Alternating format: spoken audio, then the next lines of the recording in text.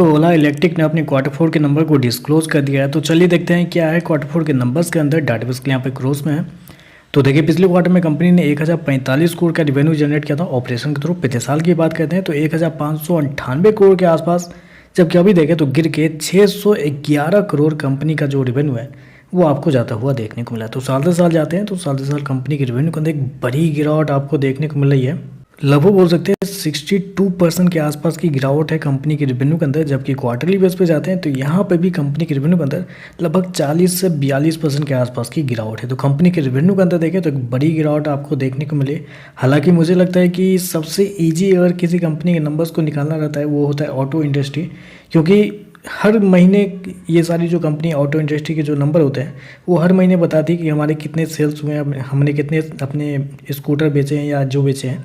तो उसमें ही दिख रहा था कि हर महीने कंपनी का सेल्स साल दर साल 50% 60% गिरता हुआ देखने को मिल रहा था। तो लग भी रहा था कि इस क्वार्टर में कंपनी के रेवेन्यू बहुत कम आते हुए देखने को मिलेंगे। वही देखने को मिल रहा है, कंपनी के रेवेन्यू के अंदर बड़ी गिरावट आपको देखने को मिल रही है। चलिए खर्चे क्या निकलते हैं वो देखते हैं। तो देखिए पिछले क्वार्टर में 1506 करोड़ खर्च किए थे, पिछले साल 1910 करोड़, जबकि अभी देखें तो कंपनी खर्चे 1306 करोड़ आपको जाता हुआ देखने को मिला। तो खर्चे देखें तो खर्चे बहुत ही ज़्यादा आपको देखने को मिल रहा है। मतलब यही प्रॉब्लम निकल के आ रही है ओला के लिए, जितना रिवेन्यू नहीं जनरेट करिए उससे डबल कंपनी के खर्चे जाते हुए देखने को मिले। स्पेशली आप एक चीज़ गौर कीजिए, 611 करोड़ का कंपनी रिवेन्यू जनरेट करिए ऑपरेशन के थ्रू और 680 करोड़ कंपनी खर्च करिए अदर एक्सपेंस के नाम पे। मतलब जितना कंपनी का रेवेन्यू नहीं जनरेट हो रहा है, मतलब मुझे 100 रुपये का सामान बेचना है और 100 रुपये का मैं अदर एक्सपेंस ही खर्च कर रहा हूँ। ये कहाँ से कंपनी क्या कर रही है, ये यहाँ पे देखना पड़ेगा कि कंपनी के खर्चे बहुत ज़्यादा देखने को मिल रहा है। चलिए कंपनी का लॉस क्या निकलता है वो देखते हैं, क्योंकि बेसिकली लॉस मेकिंग कंपनी है ये। तो देखिए पिछले क्वार्टर में 564 करोड़ का लॉस था, पिछले साल 416 करोड़ के आसपास, जबकि अभी देखें तो कंपनी का लॉस बढ़ के 870 करोड़ आपको जाता हुआ देखने को मिला। तो रिवेन्यू आधा से कम हो गया है और कंपनी का लॉस साल दर साल डबल से भी ज़्यादा देखने को मिल रहा है।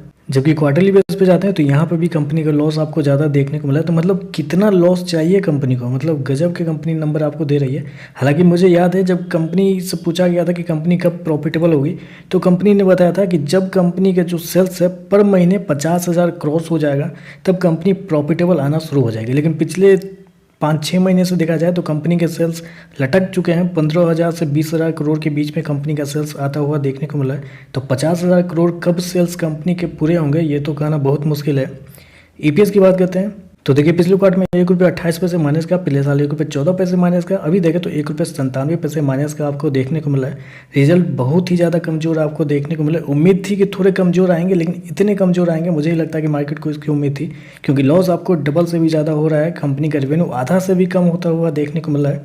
तो देखते हैं इस पर मार्केट कैसे रिएक्ट करता है, क्योंकि शेयर ऑलरेडी बहुत ज़्यादा गिरा हुआ है। तो थोड़ी बहुत और गिरावट मुझे लगता है कि देखने को मिल सकती है। उसके बाद देखते हैं अगले क्वार्टर में क्या नंबर आते हैं। आजकल बस इतना ही। वीडियो पसंद आए तो लाइक कीजिएगा, साथ में साथ चैनल को सब्सक्राइब जरूर कीजिएगा। धन्यवाद।